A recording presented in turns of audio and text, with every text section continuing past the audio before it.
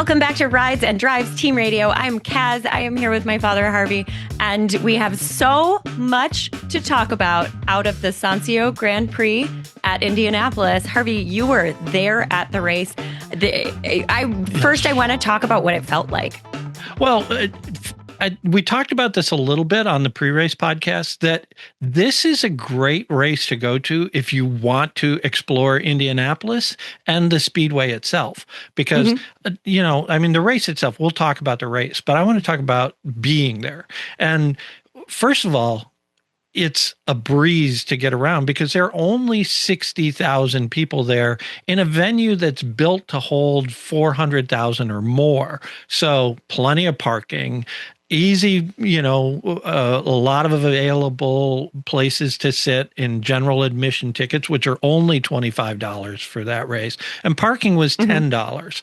So, super affordable to go see an IndyCar race at the, most storied racetrack in the world. And because it's so lightly attended, getting stuff out of the gift shop wasn't hard. If you Even wanted to go into the museum, you could do that. All that stuff was available. Even things like bathroom lines, an easy run to the bathroom is 5 minutes as opposed to 20. Yeah. So, first of all, that was great. I spent a lot of time in the media room because that's what I was there for, which is one of the better media rooms I've ever been in. It's in a pagoda on the front straight on the 4th floor, overlooking the start-finish line. They have a balcony for us where we can, see and film, the cars coming across the start-finish line, all that. The food was spectacular. Dinner last night was sliders and shrimp from St. Elmo's, the best steakhouse in Indianapolis, and maybe one of the tops in the world. So, being media at Indianapolis, for the 500 week is pretty cool. And you get this really swanky little pin here. I don't know if you can see it, but, the silver pass means I can go everywhere, garage area, pit area, grid, was on the grid before the race. The interesting thing, though, is IndyCar has learned that they can make a lot of money by selling grid access. So the grid was packed. I have two feelings about this. As media, I'm a little like, all right, this is an opportunity to talk to some drivers right before the race. It's being taken from us, not taken from us. It's not ours. It's harder, but it's harder to get those interviews right before the race, which is a pretty critical thing. It was at great the same to do time, that though, at St. Pete, as a fan, I do. If I were not somebody who was able to get media access, I would be really thrilled that there was an opportunity for me to explore the grid in some way. I'm sure they're super expensive for the 500. I'm sure that's like a luxury experience. Yeah, I know they were affordable-ish for this race, but like you said, parking was only $10 here, and that's not going to be the case for the 500. No. So I would imagine they'll be a lot more expensive. I guess I'm glad they're doing it after some thought. But it does make me think about. We've talked about this before. There are certain drivers on the grid who are really happy to talk before the race, and then some who don't like it at all. And I always think about Pato O'Ward, who obviously likes working the crowd and is great with them. But pre-race, it's clear that he prefers like a quieter, maybe more meditative experience. Yeah, every time I see him on the grid, he's got his whole team surrounding him. It makes him completely inaccessible, and that's totally cool. Nobody goes up and bothers him. But now that there are fans paying who kind of feel they're owed this opportunity to take a selfie, to get an autograph because, hey, they've paid for it. Right. Now he has to spend his pre-race doing that. And you said you saw him on the grid taking selfies, signing autographs. Yeah, someone stopped and took a selfie with him. He signed an autograph on a cap for a kid. I'm sure he was gracious as heck. Yeah, he's a good guy. It was half hour before green flag. And for him, that's time where he gets into his head. And it's tough for him to lose that pre-race routine that he has. So I do wonder how the drivers are reacting to this as a whole, if this is something that they encourage and appreciate, something they don't really care about, or maybe something they don't like. It'd be interesting to ask him about that. That might be something we do, when we get our drivers, interviews next weekend. So let's chat about it. Let's see how they feel. Yeah, that sounds good. Yeah, I'm so incredibly jealous. I do want when you were talking about how much they made the media experience nice. I just want to reassure listeners that we're not just like going on luxury trips to races most of the time. This is very rare for usually it's like a corporate Well, catered box dinner and, yeah, a windowless room somewhere with a bunch of television monitors. So pretty cool that we have this yeah. experience here. The Um, yeah, and we pay our own way to go there. oh, for sure. It's not like IndyCar is sending us airplane tickets and giving us hotel rooms and things like that. That's all stuff that comes out of the rides and drives budget. So Yes, the extensive budget. All right. yeah, Experience was excellent, but look, this race was so great that we need to move on to start talking about the race. yeah. I saw a Reddit comment this morning that I think was like the perfect summary of this race. It fell right in the middle of the Venn diagram between show and banger. And I like, yes, it did. This was one of the Yeah, most entertaining races we've seen in a while. And it was nuts. Like everything happened. yeah, from the first After lap crash to amazing passes to great car control coming out of turn 14 to to nonsense incidents, to yeah. mechanical failures, to some failures on the part of some individuals, which we will talk about. But Um, what it did give us was a phenomenal podium. yes. Yes, I'm so happy for each and every story, starting with Christian Lundgaard, who raced his first IndyCar race here, did a wonderful job, introduced himself in a brilliant way, and now came back years later to win that same race. It's his first win in a while, his first win with McLaren, which is Right. very significant. Um, I'm so happy to see him do that, and that pass he pulled off on David Malukas to get him that first position was a beautiful, unexpected pass at a weird and gutsy place on the track. I liked his Yeah. comments in the press conference post race about, knowing David well enough to know that he was safe to do that there. Right. Both him and David talked about that overtake and about how they used to be teammates in go-karting and how they're buddies. They've been racing together for a long time, and they both had a great respect for each other. Yeah, it Um, was interesting because I the question was asked about why there, mhm. and he just he said it felt like David had more on the straights, and he wasn't sure he could take him under braking. So Mhm. if typically you'd wait until the end of that back straight and pass going into turn 7, but his car was set up better for a pass through a corner, and it provided us with just a spectacular moment. Yeah, it was a beautiful, beautiful pass. And speaking of David Malukas, great story for him too. No, he did not pick up his first race win. He is still little Dave to us. But a second place finish on a road course, which is not typically a strength of his, is huge for him. He is the lead Penske driver in the championship. He is sitting at third place behind just Kyle Kirkwood and Alex Palou. At the Right. beginning of this season, I had good expectations for David Malukas, but I did not see him going into the Indy 500 sitting third place in the championship. The Indy 500, by the way, a double points race that David Malukas could definitely win because the Penske looks great on ovals. Yeah, yeah, and that's a great car. I love the livery of I know, me too. the silver Verizon car. It's just such a great throwback, and he's driving great. He's confident. He's loose and fun. I know when I talked to him on the grid before St. Pete, you could feel the anticipation and excitement. And now he feels settled. He feels Yeah. in. He feels a part of that team. So it's really interesting. I think what's interesting about that in particular is there were so many conversations preseason about what a kind of laid back, goofy guy David Malukas was. He talked at Content Day about how he only owned one suit before he started working for Penske and had to go out and buy a bunch of suits because of all the events he has to attend. And people were kind of talking about how is he going to fit into this very, kind of corporate structure at Penske because he's so not that guy. And I think what we're seeing happen actually is a beautiful marriage of those two things. His energy Yeah. and looseness and casual confidence is working so well within that structure. And he's just such a likable guy. I mean, it was Yes. so funny, the press conference yesterday. He came out before IndyCar was ready for him, and he sat down at the podium and said, "Hey, how you guys doing? Why are you all so quiet? He was You should be goofing having more around. fun." Yeah. And he was I was goofing around with us, and it was great. I was on the Zoom and it was one of those, you always wish you're in the room when you're watching remotely, but that was one of those moments in particular where I was like, oh, the energy there has got to be really fun.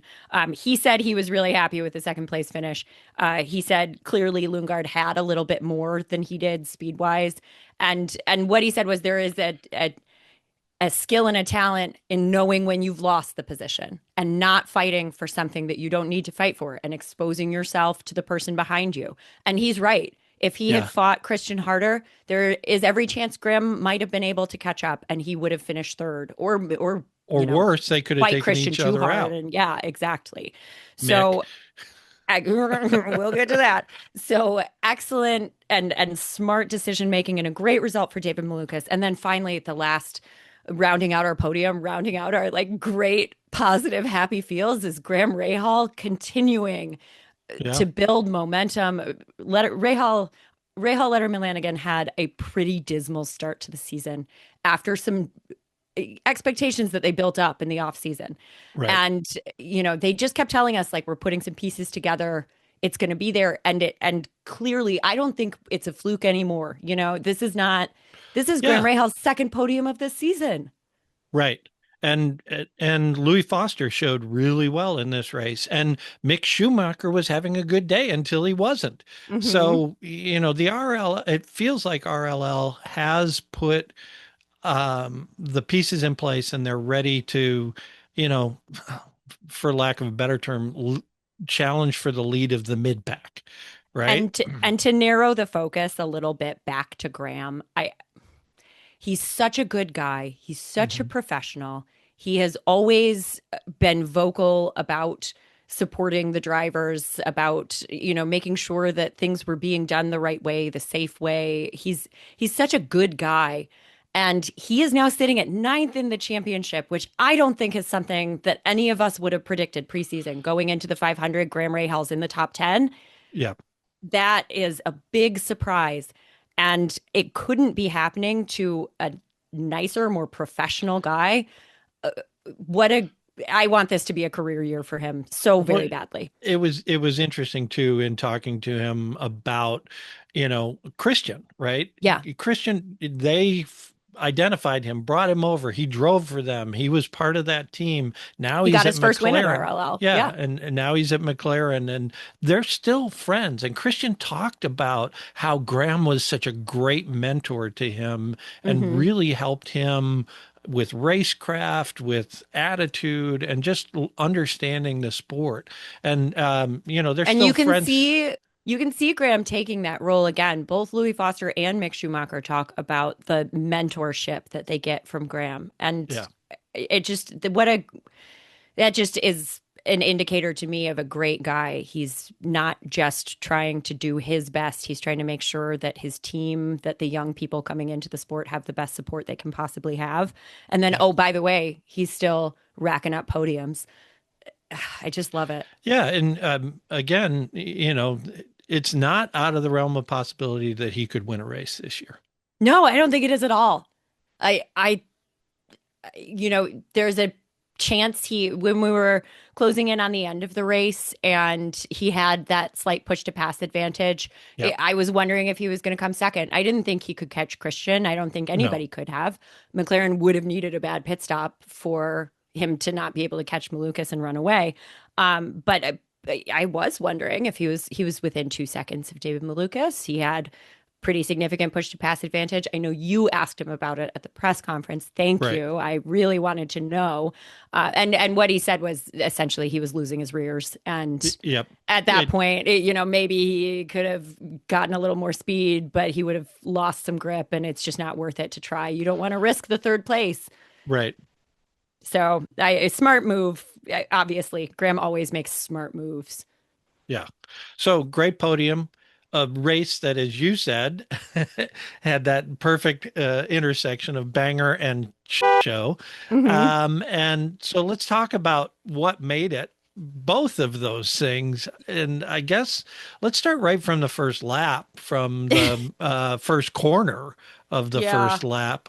Talk about a bonehead move by Rosenqvist. It's pretty rare to see Rosenqvist make an error along those lines. That's not the driver I would have expected that from. And he really did. He affected a lot of people's race in a negative way. I felt especially terrible for Kyle Collette, who had Mhm. qualified so very well. And Yeah. to see him bumped toward the back like that was such a Well, disappointment. actually, we probably need to back up though and talk about the pace coming out of turn 14 down the front straight, because Alex was leading the group down, right? And he Hmm. was slow coming Yeah. out of 14. And you saw a bunch of people in the back of the field thinking he was going to accelerate. And that started a lot of it way back on the, a couple of people got into each other back there. So I forget who it was, but someone had to come in right away and change their front wing. So that was started it. Then, you see this mess going into turn one, and that's a tough corner. It's narrows down really tight. It's a 90-degree corner. You're going 175 miles an hour, or maybe off the start, maybe 160. But yeah, it was crazy to see that happen there. Yeah, a pretty wild. I mean, anytime you are jumping out of your seat screaming within 5 seconds of the race starting, you know you're in for something pretty nuts. And that was the position I found myself in. It really mixed up the grid right from the get-go. Yeah. Totally, totally changed everything. Pato gets shuffled way to the back. Yeah. Yeah, starting second, and all of a sudden he's way, way back there. And the incidents continued. Yeah, we had a few throughout the race. There Uh, was there was some nice wheel banging. It felt a little like a NASCAR race for a minute, but I don't mind a uh, little bump and grind. I think it's fun, and we're able to replace parts. You know, I know yeah, we had a couple of guys change wings because they got into it a little bit. I think next chronologically for the yellow flags was for me the biggest shit show moment of the day. hmm Rossi lost his hybrid. Pretty pissed already because I know yeah, that he and Ed Carpenter have maybe had some comments about not loving the hybrid in the past. So pretty frustrating to see him, or for him to see his race end because of that component. But then, we praise IndyCar safety a lot, but this was a moment where they totally dropped the ball. yeah. I mean, to throw a local yellow on that kind of incident where a car is stopped in the fastest part of the track on the track. It's not on the racing line. I get it, but you don't know someone has a tire go coming Yeah, out of 14. and spins. Someone spins and hits the wall. Who knows? I mean, it could have been bad. Disastrous. Right. And I think the speculation in the media room was that IndyCar didn't want to penalize anyone who hadn't pitted yet. Yeah, they wanted to keep the pit cycle open. Right. That was what we were hearing on TV as well. I First of all, racing is inherently not a fair sport. Right. That's So racing. Right. get over it. Second of all, from a viewing perspective, it's actually kind of fun when the grid gets shuffled up because of stuff like that. It was fun to see Alex and Kyle have to go to the back after Right. being, they were going to run away with this thing. And now, whoops. First of all, we get to see them fight their way through the field, which is fun. And Yeah. second of all, we get the potential to see some different faces on the podium that we didn't expect. This is all good. And the biggest benefit of throwing a full yellow there is that you are not compromising the safety of one of your drivers. You can't compromise the safety of any of your drivers, but in particular, Alex Rossi is a big ambassador for IndyCar. Right. I nobody is more deserving of protection than, I'm not saying that, but I'm especially surprised that a guy who does so much for them was not, and he was pissed. Red hot when he got out of that car. And I get it. He was I'm surprised he didn't throw on the front double straight bird in a hot car. Yeah. Yeah. I was blown away that decision was made. His team's telling him, you got to stay in the car. It's not a full yellow. And he's just, I'm going to say it. He's just said, fuck it, and got out. Beep it if you have to. I will beep it.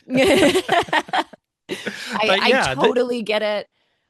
He did not hold back in his interview with Georgia. Thank you, Alex, for being candid. I 100% agree with you. IndyCar has not issued a statement yet about why they didn't choose to throw the full yellow there. And frankly, they really, as far as I'm concerned, there's no defense for it. You did a bad job. Don't ever do that again.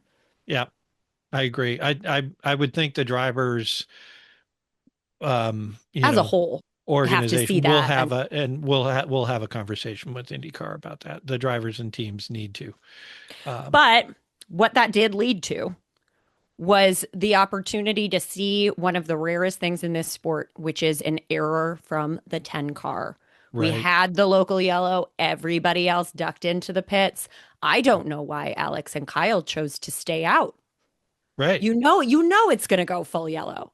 At some point, it was going to go full yellow. You've got to get the car off. You know it's going to go full yellow. So you need to bring safety equipment out. But so they don't duck in. They get caught out and shuffled way back again. And, both ended up with decent finishes, but not where they both could have been fighting for the lead had they decided to make that pit stop early like everyone else did.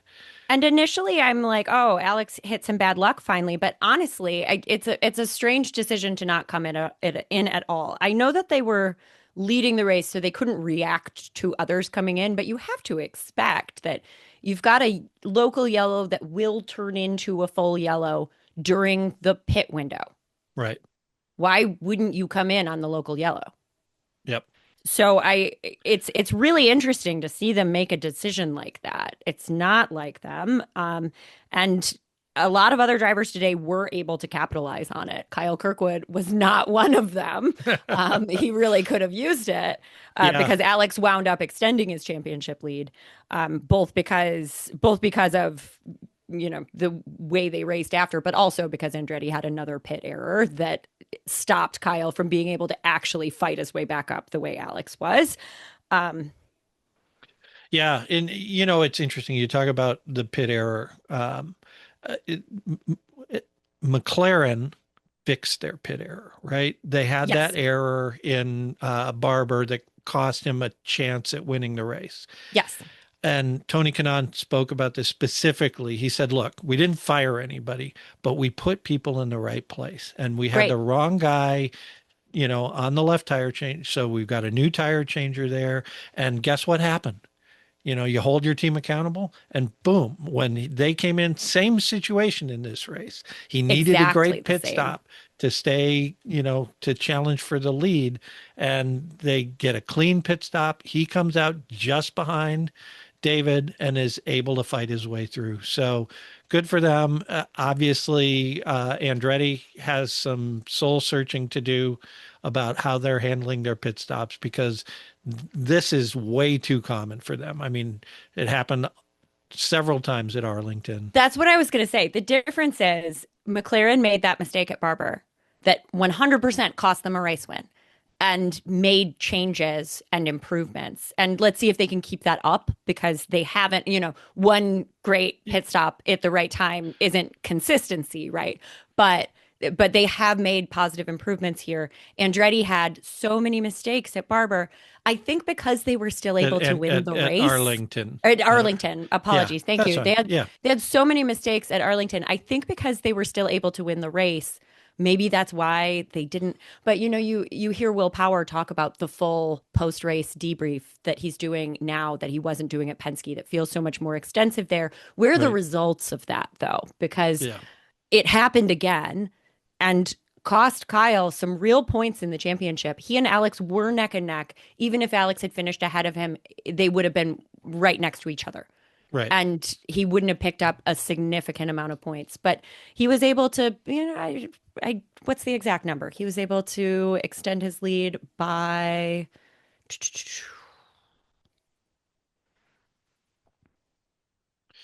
Yeah, I'm not 10 sure. full points. He extended Yeah, his lead by 10 full points today because of that pit error. sure. So, Yeah, and then we had the other incident later in the race well, where, Rosenqvist needed to be paid back. yeah, Karma comes swiftly in IndyCar. And yeah, unfortunately, that was just a series of things that happened with, Stingray Robb going through the corner, and I think it was Kiffin Simpson trying to pass him, and then he cut off Christian, or yeah, who I mean, he cut off Rosenqvist, who had room, he thought, to make an inside pass, and then all of a sudden he's airborne flying across the track, which was a little scary for a moment. yeah, watching it on TV, there's anytime you see a car go airborne, you wait until the driver is okay and then say, "Holy crap, that was cool." The And in and the the in waiting car, is always a little like, okay, okay, okay. yeah, The the in in car is car probably terrifying. was pretty cool to look at that and see how he reacted to the interesting thing. And I don't know if a lot of people know this, but when you're in a loss of control incident like that, where you think you're going to hit something hard, the first thing the drivers do is take their hands off the wheel and Sure. tuck them in, because if you're holding the wheel like this, you're going to break a wrist Yeah. once it gets. If you watched how violently that wheel shook when he hit the ground, he was really lucky, and not lucky because they're trained. His reflexes kicked in and he did the right thing, and fortunately it looks like he doesn't have any serious damage, and he's just going to move forward and be ready to race in the 500 coming up. Yeah. Even so, though, unfortunate day for him and the team. Yeah, He took full acknowledgement that he caused the incident, lap one. Said he feels bad about it and it was boneheaded. And I think he never said this, but the way he was talking in his interview after he left the car, I did kind of feel like he was like, yeah, well, that's what I get. I made this bad mistake at the beginning, and then here we are. And the second incident, honestly, it's just one of those things that happens. yeah, I wouldn't really that was put a anybody racing at I incident. wouldn't put anybody at fault here. This is a racing incident. Um, Yeah, it was just three cars coming together at different rates of speed at a place in the course where nothing else was going to happen other than that. and then finally, we had another incident that I think complete opposite. Yeah, Everything could have been done to avoid this. We were watching a really wonderful fight for 10, 11, 10, 11, 12. Nolan Siegel, Mick Schumacher, and Santino Ferrucci. right, Everybody's so happy to see these drivers in those positions, by the way. This is a great finish for all three of those drivers. Nolan right. Siegel needs to finish within the top 10 in championship points this season. Otherwise, he will probably lose his seat. McLaren has been clear about that. Um, and a 10th place finish is not good enough, by the way, to get him there, given how bad the beginning of his season was. But it's a great improvement from him. Good for Right. Nolan. Santino's had a rough season. Seeing him in the top 10 is wonderful. And then Mick, we've seen little glimmers, but he hasn't been able to put a full race together the way we want him to. They're driving. The fight was very nice. Nolan put in a nice pass on Santino. Right. Mick seems to think he can do the same, and then just bumps into the back of him. Just ran Yeah. right into him. Yeah, I don't know what was going through his head at all. Maybe he thought Santino had more pace than that to go through that corner, but wow. I mean, that was just, yeah, it looked like something out of a NASCAR race in the 70s, where you intentionally spin somebody because you're pissed at them. It was one of the most boneheaded rookie mistakes I've ever seen. Honestly, it was just goofy. And Yeah, luckily for Santino, he was able to start the car back up and finish 15th, which is not as bad as it could have been. But you right, do have to feel for this guy who was looking at, maybe a top 10 finish, probably not, but at least 11th. And now all of a right. sudden he's back down to where he's been. And Mick, God, well-deserved penalty, Yeah. but man, you were going to finish 11th. Right. You were, why would you throw away an 11th place finish? Yeah. I have a funny feeling Graham Rahal is got his shoulder around him and giving him some advice moving forward.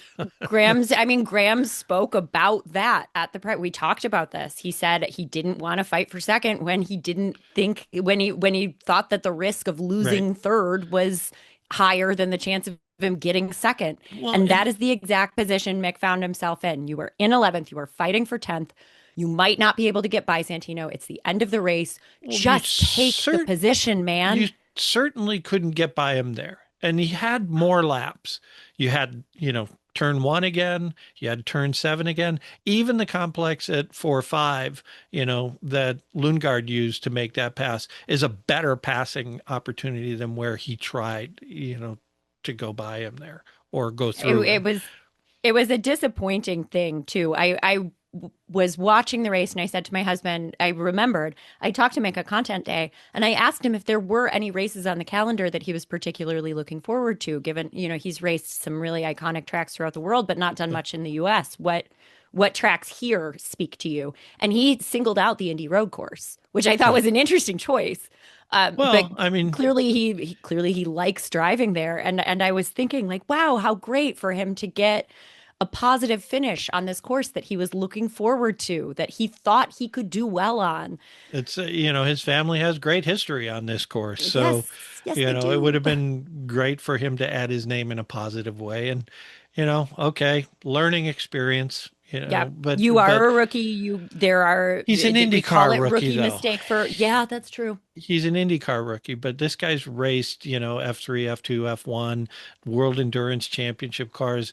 That's not a mistake a guy like Mick Schumacher should make. I mean, That's you wouldn't. true. So I'm not giving him a pass. Yeah, fair. Um, Rookie who deserves all the accolades though. Dennis Hauger, my man. Yeah, 24-8. And I was so impressed with his drive today. Certainly, he capitalized on some opportunities based around incidents and pit stop timing, but he didn't. It's not like he made one wild choice that bumped him up a bunch, or right. got one lucky moment that bumped him up a bunch. It was just a good, clean drive and smart decision making and reacting to what was happening around him. I get more and more excited about Dennis Hauger all the time. We could be looking at a future IndyCar champion.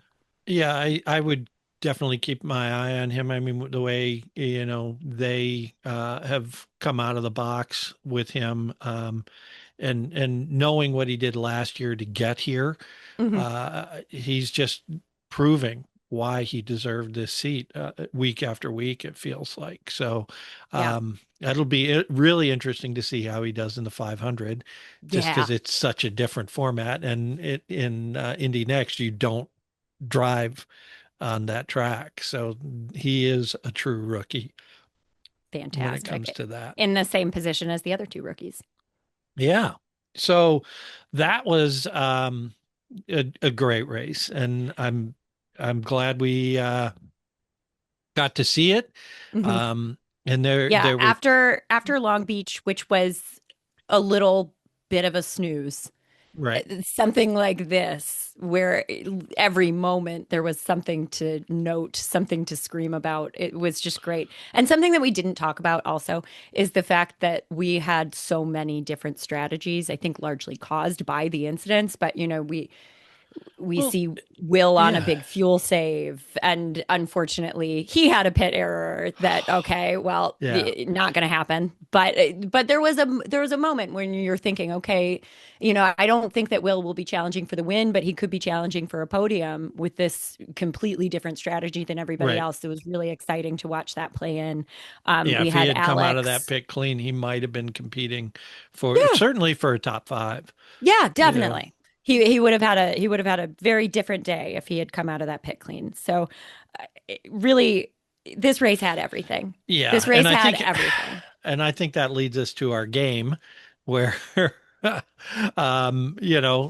if if Will had come out of that pit stop clean, I might have had more points. But Look, I think that you and I, when we're talking about our game, so usually we record ourselves playing our post qualifier predictions game. Unfortunately, due to the delayed qualifiers, by the time we got it recorded, it would have been race time anyway. So we chose to just play over the phone. right. So when you look at the graphic, you see that both you and I made some pretty crazy decisions. And while points wise, we didn't wind up making a lot out of them, I think that we, Yeah, there's a little bit of a soothsayer in some of the choices that we made, and we saw some of them play out in an interesting way. I probably went too safe with my choices, for the podium. Obviously I picked Malukas for third, Pato for second, and Alex for first. Who knew we were going to get that first lap incident that would change everything? But Malukas proved me right, and did one better. So I got a point there. You had Pato, you had Lundgaard, Alex, and Felix. And of course, Felix had his moment there, but Christian was phenomenal. Christian won the race, which is where I had him. Now, I had him there because I thought Alex was going to win the race, but you picked him first, so he was not available for me. That having been said, I still got it right. I get those 2 points. So for the podium, that's +2 for me, +1 for you for having Malukas on the podium, though in the wrong position. Yep. Now, for biggest mover, there was one really obvious choice, and it was Will Since Power. I picked first, I picked him and was looking great. Yeah. Until he came out of the pit and look, all credit to Dennis Hauger, who moved from 24th to 8th. Will still had a very solid day. 25 to 13 is a great improvement. It's just not the day that he could have had without error.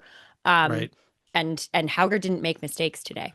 Yeah. You had Scott McLaughlin, who had a good race? No.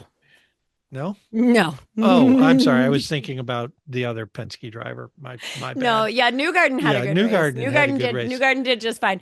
Scott McLaughlin didn't go anywhere. In fact, went down. What's going on with Scott? I'm not 100% sure. He looks sleepy in comparison to the other two Penske drivers. It doesn't look like he's making big old mistakes. It just looks like something's not fitting for him. I hope they can get that worked out because I really, really like him and want to, if for no other reason than when Scott McLaughlin finishes on the podium, we get to talk to him and he's hilarious. So I hope they get that figured out soon. Biggest bust. There was also a fairly obvious choice in Louis Foster. You got to pick first. You took him. Nothing negative about Louis. It's just but you don't usually he qualified that well. Yeah, out of position. Qualified out of place. But he finished very well. Louis had a very good day. I said, there's one obvious choice in the top 10. I'm just going to bet on an incident. Who's had bad luck or inconsistent pit box issues? Pato Award. Pato Award. And he sure did have a bust of a day. Rosenqvist was the bigger bust, so I don't get a point for it. But I do want to point out that I made a really out of my butt fun guess that became true very, very quickly. And then for our plot twist, I said that Nolan Siegel would not move up, in fact, move down significantly. And the rumors would be even stronger for his, calls non-renewal for him to of his contract, but he proved me wrong. Moved Nolan up a few places. Nolan had a very really good day. Solid day. Yeah. Not the day he needs to have, but so I lost good a improvement. point there. I didn't. So let I you come out with gamble 0 points. I didn't let you gamble more than one because I thought it was so obvious that it would be unfair. You had the wackiest one. Yeah, well, I think I picked the one thing that actually didn't happen in this race. Everything else crazy happened, but nobody ran out of fuel. Again, though, this is kind of one where the spirit of the pick, it could have happened. We had a couple of drivers on a fuel save strategy with 30 laps to go in the race. It was entirely possible that one of them didn't have enough to come in. Yep. So it was really fun for me at the end of the race to be. So you lost 2 points for that. But I do lose 2 points, which means we both lose everything. Yeah, we end up 0 each. So no change from last week to this week. We'll try to do better next week, kids. Yeah, or not. I'm having fun. Yeah. Speaking of next week. Well, we're not the only championship that we're tracking. As you guys know, we also like to take a look at our semblance of a team championship. What we do is add up driver points and divide by number of drivers per team so that we kind of get a view of how a team is performing on average. And this week we saw some teams who usually perform strongly have some really bad weeks, and then there were a couple of standout performers. Yeah, so the biggest standout performer was Penske this week, obviously with two cars finishing, very high, and so they move up to the top step of the standings right now with 162 points. Chip Ganassi Racing didn't have a bad day. Didn't have a great 5-6. Day. It's great to see Dixon in the top 10 again after the rough start to the season that he had. It's unusual to see Scott Dixon not in the top 10. It feels wrong. So for where they were coming from, I think that's good. At 159 points, so it's very tight at the top. Then we drop down to Andretti with 143 points, who again didn't have a great day. No, they didn't have didn't have a bad day, didn't have a great day, I would think. I mean, they didn't have the day. They didn't have the day they should have had. Right. And then Arrow McLaren at 135 points. They gained significantly on the field, even with Pato's bad day. Winning races will do that. Winning races and having a solid performance out of Nolan. It's interesting because I think this is the first race that Pato has not finished in the top 5 this year. So I think it is. Yeah. So he had been keeping them up there, having these other guys contribute. Bodes well for the team, considering that Pato's not going to finish that low. On a consistent basis. We'll see. Pato had some bad luck today. That's what put him there. Yeah. Meyer Shank, not a great day for them. So they fall back a little bit, still staying in 5th place, but 119 points. And then RLL moves up into 6th place with 93.7 points. Their trajectory has been really good. And I think they've moved from 9th up to 6th now in the last 3 weeks over the last 3 races. So that's pretty significant. Yeah, this RLL in the Fast 12 in the Fast 6 trend it's not a flash in the pan. This is a real thing. I'm so happy. Like yeah, and then you've got ECR that had a terrible day. So 87.5 points. Dale Coyne Racing, 84.5 points. AJ Foyt with 80 points again. Santino could have done better had not Mick decided that he could get through his car somehow. And Kaio could have done better as well if he hadn't have been scooped up. That's not quite the level of like somebody did something boneheaded to me at the end of the race, but it is still. I wonder how Kaio would have done if he had been able to stay in position. Yep, and then Juncos Hollinger, Stingray, and Renus bringing up the rear. Not a lot to talk about with those guys, so let's just see if they can start to put something together. Stingray had his best finish of the year, finishing what? Finishing 17th. He finished ahead of 4 drivers who did not finish the race and 4 drivers, all of whom who had, really bad luck to put them there. It's not a situation where he made many passes to get to 17th.